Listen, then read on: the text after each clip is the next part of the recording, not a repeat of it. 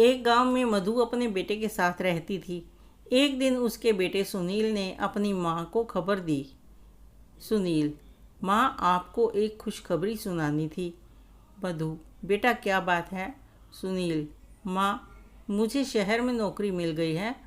मधु, यह तो बहुत खुशी की बात है बेटा, लेकिन तू अकेला शहर में कैसे रहेगा? सुनील, माँ तुम चिंता मत करो, मैं शहर जाकर सब ठीक कर लूँगा। उसके बाद तुम्हें भी शहर बुला लूँगा। यह सुनकर मधु उदास हो गई। मधु, बेटा तू मुझे छोड़कर चला जाएगा तो मैं यहाँ किसके सहारे रहूँगी? सुनील, माँ चिंता मत करो, थोड़े से पैसे जोड़कर आपको वहीं बुला लूँगा। कुछ दिन बाद सुनील शहर चला जाता है। वह वहाँ नौकरी करने लगता है। हर सप्ताह वह माँ से मिलने गांव आता था और कुछ पैसे घर खर्च को दे जाता था। इसी तरह कुछ दिन बीत गए। एक दिन मधु के घर एक पति पत्नी आए। पति, बहन जी, हमने आपके लड़के को देखा है, हम अपनी बेटी आशा की शादी उससे करना चाहते हैं। पत्नी, बहन हमारी बेटी बहुत सुंदर है और हम आपको बहुत सारा दहेज देंगे, हमारे पास बहुत पैसा है। मधु, बहन जी पैसे और दहेज की बात ना कीजिए, हम दहेज नहीं लेंगे और आप इतने पैसे वाले हैं, लेकिन हम तो बहुत गरीब हैं, हमारी आपकी कैसे निभ पाएगी? यह सुनकर पति ने जवाब दिया, बहन जी आप चिंता मत करें, यहाँ आने से पहले हमने आपके बारे में सब पता कर लिया है, हमें आपका लड़का बहुत पसंद है। सुनील से बात करके दोनों लड़की देखने जाते हैं। लड़की उन्हें पसंद आ जाती है। इसके बाद दोनों की शादी हो जाती है। शादी के बाद आशा बहू बन के घर आ जाती है। कुछ दिन गांव में रहने के बाद सुनील अपने काम पर जाने लगता है। आशा, मैं इस गांव में नहीं रह सकती, मुझे भी शहर ले चलो। सुनील, तुम कुछ दिन माँ के साथ रहो, फिर मैं तुम दोनों को शहर ले जाऊंगा। आशा, मैं इस गरीबी में नहीं रह सकती, पता नहीं पापा ने क्या देखकर मेरी शादी यहाँ कर दी, या तो मुझे शहर ले चलो या फिर मैं अपने पापा के घर जा रही हूँ। मधु, बेटा तू बहू को लेकर चला जा, मेरी चिंता मत कर। सुनील, नहीं माँ, ऐसा करते हैं, हम सब साथ में शहर चलते हैं, तीनों शहर में रहने लगते हैं। आशा का व्यवहार धीरे धीरे बदल जाता है। वह हर समय सास से छुटकारा पाने के बारे में सोचती है। एक दिन मधु सुनील से बात कर रही थी, तभी वहाँ आशा आ जाती है। आशा, हाँ माँ जी, आप भड़का लीजिए इन्हें मेरे खिलाफ।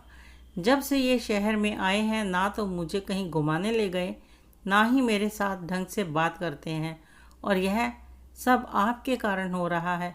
सुनील, आशा, ये किस तरह बात कर रही हो तुम मेरी माँ से? क्या कमी रह गई मेरे प्यार में? बस मैं केवल इसलिए कहीं नहीं जा पाता क्योंकि मेरे पास टाइम नहीं है, वरना माँ तो हमेशा मुझसे तुम्हें कहीं ले जाने की बात करती है, इसलिए मेरी माँ पर झूठे आरोप लगाना बंद करो। यह सुनकर आशा और भी गुस्से में आ गई। मधु, बेटी गुस्सा मत कर, मैं इससे बात करती हूँ।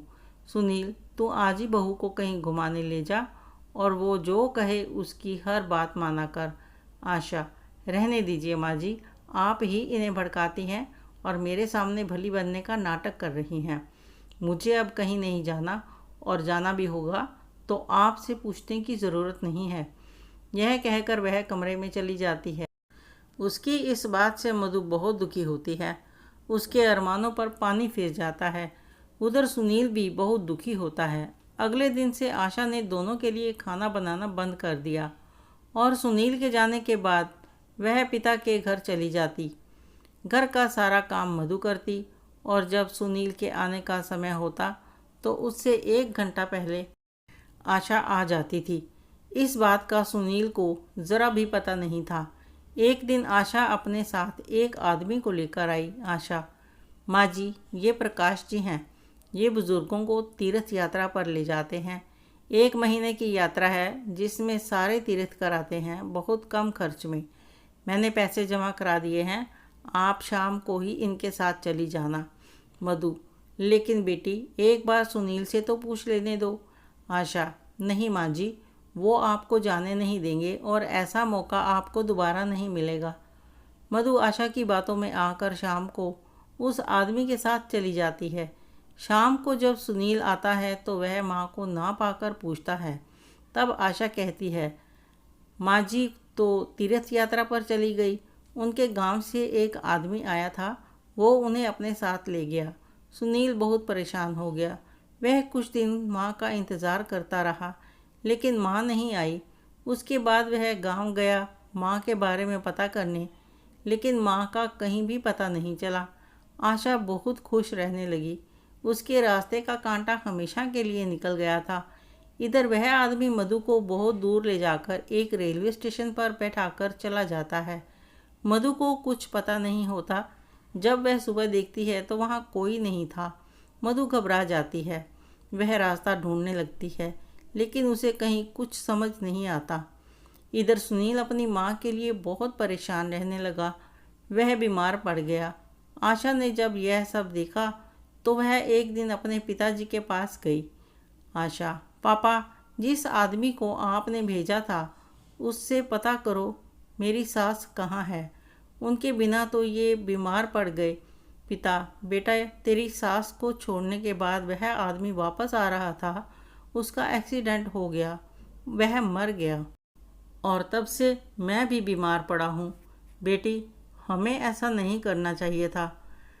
यह सुनकर आशा रोने लगती है। इधर माँ के गम में सुनील की बीमारी बढ़ जाती है। उसके बचने की कोई उम्मीद नहीं रहती। सुनील एक दिन आशा से कहता है, आशा, तुम मुझे गांव ले चलो। मैं अपने प्राण अपने घर में त्यागना चाहता हूँ। मेरी अंतिम इच्छा पूरी कर दो। यह सुनकर आशा रोने लगती है और सुनील को गांव ले जाती है। जब वे अपने घर पहुँचते हैं, आशा घर में जाती है तो देखती है मधु घर में खाना बना रही थी। यह देखकर वह अचंभे में आ जाती है। सुनील अपनी माँ को देखकर रोने लगता है। मधु सुनील की हालत देखकर उसे सहारा देकर बैठाती है। सुनील, माँ तुम यहाँ कैसे? मैंने तुम्हें कहाँ कहाँ नहीं ढूंढा। मधु, बेटा, बहू ने जिस आदमी के साथ मुझे तीर्थ यात्रा पर भेजा था वह धोखा देकर भाग गया। मैं भटकते भटकते किसी तरह गांव पहुंच गई। मुझे लगा मेरा शहर में आना बहू को पसंद नहीं था, इसलिए यही मैं मेहनत मजदूरी करके अपना गुज़र बसर करने लगी। लेकिन तूने अपनी ये हालत कैसे बना रखी है? आशा, माँ जी मुझे माफ़ कर दीजिए। आपसे पीछा छुड़ाने के चक्कर में मैं अपनी ही गृहस्थी में आग लगा बैठी। इनका ये हाल है कि डॉक्टर ने जवाब दे दिया। यह सब मेरे पिता ने करवाया था।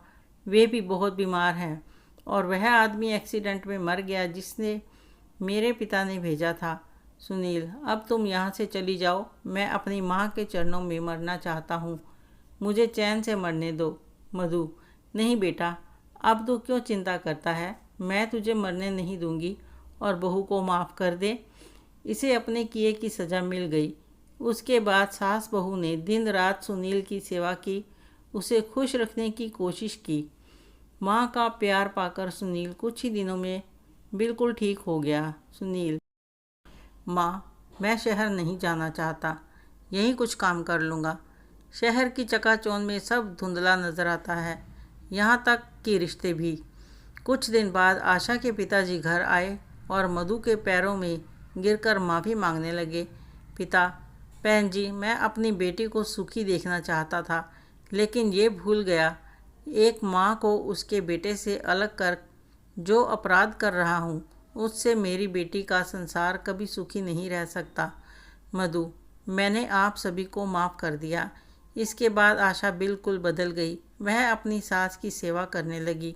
सुनील उसके व्यवहार से बहुत खुश रहने लगा। आपको यह कहानी कैसी लगी कमेंट करके ज़रूर बताएं। अच्छी लगी हो तो लाइक करें, शेयर करें, सब्सक्राइब ज़रूर करें। धन्यवाद।